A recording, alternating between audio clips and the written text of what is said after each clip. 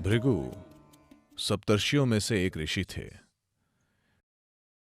जिन्होंने ये भविष्यवाणी की है कि मनुष्य कैसे होंगे। संसार के अंत तक की भविष्यवाणी। क्या ये भविष्यवाणी आपके बारे में है? नहीं, वे मानवता के बारे में बात कर रहे हैं कि ये कैसे विकसित होगी, ये क्या करेगी और किस तरह की संभावनाएं हैं। अगर लोग ऐसे हैं तो उनके जीवन में क्या होगा, यदि वैसे हैं तो क्या होगा। इस प्रकार उन्होंने एक नक्शा बनाया। मैं चाहता हूं कि आप इसे एक खाका माने। मान लीजिए कि आपने हवा की गति का एक खाका तैयार किया। यहां दबाव कम है, मतलब हवा इधर आएगी। अधिक दबाव यानी हवा वहां से कहीं और जाएगी। तो उन्होंने मानव जाति का एक खाका बनाया। अगर इंसान की चेतना ऐसी ही हो, वो ऐसे गर्भ में जाएगा, वो ऐसी चीजों को आकर्षित करेगा, ये होगा वो होगा।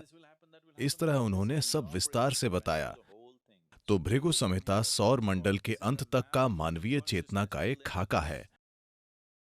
मानवता विकसित कैसे होगी, कैसे मनुष्य आएंगे, किन चीजों का क्या असर होगा।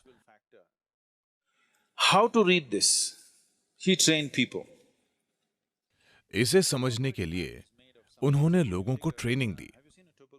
अगर किसी चीज का विस्तृत खाका तैयार किया जाए, क्या आपने एक टोपोग्राफिकल नक्शा देखा है? आम नक्शा नहीं, जियोलॉजिकल सर्वे ऑफ इंडिया का या अमेरिका का। क्या आपने वैसे मैप देखे हैं? वो नक्शा पढ़ने के लिए कुछ ट्रेनिंग जरूरी है, उसमें सब कुछ होता है। या आपने एरोनॉटिकल नक्शा देखा है? वो काफी जटिल होते हैं। अगर आप दुनिया के एक हिस्से से दूसरे हिस्से तक हवाई यात्रा करना चाहते हैं तो उसके लिए एक एरोनॉटिकल नक्शा होता है। अगर आपको ट्रेनिंग न मिली हो, मैंने वे परीक्षाएं दी हैं और मैं पास हो चुका हूं, पर मुझे नहीं लगता कि मैं यहां से मान लीजिए साउथ अमेरिका तक सफलतापूर्वक यात्रा कर सकता हूं, क्योंकि पृथ्वी गोल है, ये घूम रही है, टाइम जोन बदल रहे हैं। ये सब नक्शे का हिस्सा है। जो इसे पढ़ना जानता है वो 2 मिनट में मैप को समझकर कोऑर्डिनेट्स लिख लेगा और उसे पता होगा कि कहां जाना है। पर अगर आपको पढ़ना नहीं आता तो आप कई महीनों में भी नहीं जान पाएंगे। तो मानवीय चेतना का गहरा नक्शा बनाकर इसे पढ़ने के लिए उन्होंने लोगों को अंतर्ज्ञान की ट्रेनिंग दी, क्योंकि ये पूरी तरह से तार्किक नहीं है। तो उन लोगों ने इस परंपरा को बनाए रखा। और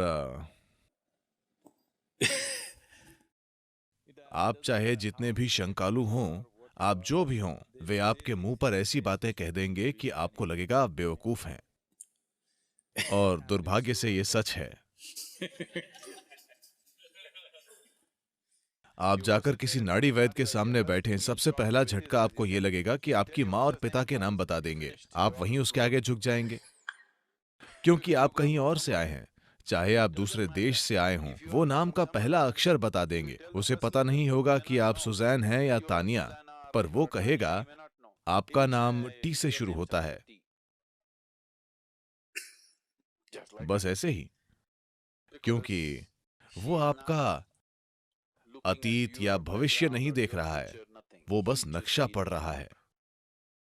नक्शा पढ़कर मानो वो कह रहा है ये तापमान है, ये ऊंचाई है वगैरह। क्योंकि ये एक अंतर्ज्ञान का नक्शा है, तो नक्शा पढ़ने के लिए उसका एक विशेष स्थिति में होना जरूरी है। ये चीज हमेशा मंदिर के आसपास होनी चाहिए। वैदिस्वरण मंदिर इसीलिए बनाया गया था, और ये अक्सर वहीं होता है। अब पैसों के लिए वे हर जगह चले गए हैं। शायद वे उतने सटीक न हों, पर अभी भी कुछ लोग बिल्कुल सटीक हैं। पर अगर आप आध्यात्मिक मार्ग पर हैं और यदि वो सच्चा है, तो वो हमेशा आपका भविष्य बताने से मना कर देगा। तो अगर आप जाएं और वो आपका भविष्य बता दे, यानी आप अभी आध्यात्मिक नहीं हैं।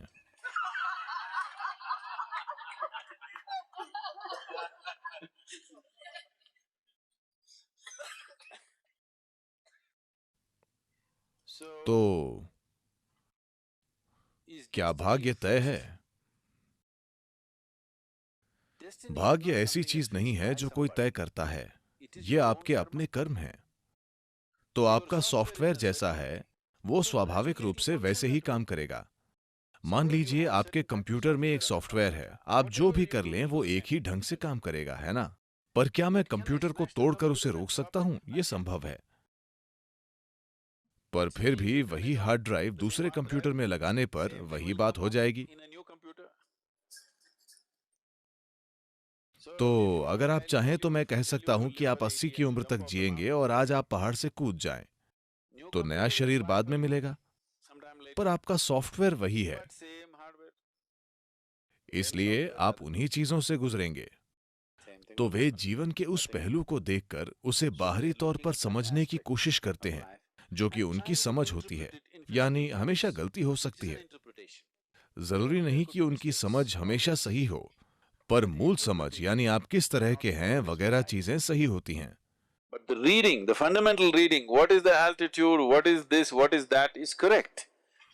उस सॉफ्टवेयर को समझना उस व्यक्ति की क्षमता पर निर्भर करता है, सभी की समझ अलग होती है। तो ये पूरा विज्ञान विकसित हुआ भृगु संहिता, पर अगर आप आध्यात्मिक मार्ग पर हैं तो वे नहीं बताएंगे, क्योंकि आपको समझा नहीं जा सकता, आप उस श्रेणी में नहीं हैं।